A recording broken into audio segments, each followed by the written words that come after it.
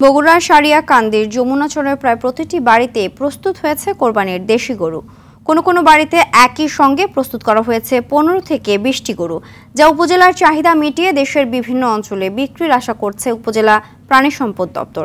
এসব পশু পালনে ভাগ্য ফিরেছে স্থানীয় অনেকের। বগুড়া সারিয়াকান্দি সংবাদদাতা শাহাদাত জামানের প্রতিবেদন, জানাচ্ছেন নুসরাত জাহান সিনথি।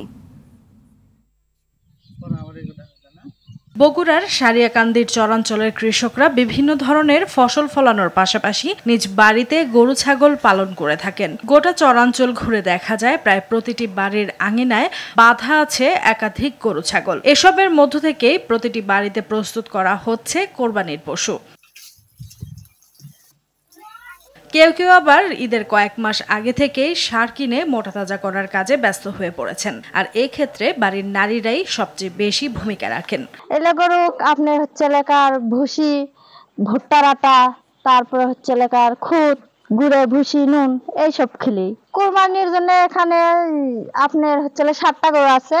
পরবর্তীতে আরো আপনার হলো 4টা কিনে 10টা করে চিটাগাং নিয়ে যাবি। এখন তো 40,000 টাকা কয়া গেছে, এখন ছাড়বো না আল্লাহর রহমত। 2 লাখ হলে আল্লাহ ছাড়বো। সারিয়াকান্দির প্রাণী সম্পদ দপ্তর এবং ভেটেরিনারি হাসপাতালের তথ্য অনুযায়ী এবছর পুরো উপজেলায় 21,724টি গরু, 41,000 ছাগল, 3,000 ভেড়া এবং 886টি মহিষ কোরবানির জন্য প্রস্তুত করা হয়েছে।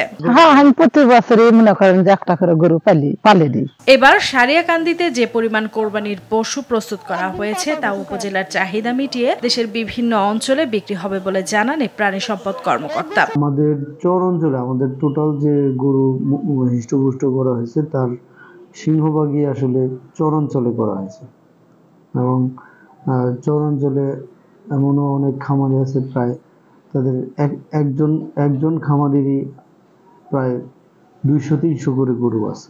কোরবানির জন্য প্রস্তুত এসব পশু ঈদের আগেই ন্যায্য দামে বিক্রি করতে পারবেন বলে আশা করছেন পরিচর্যাকারীরা। নুসরাত জাহান সিনথি, RTV।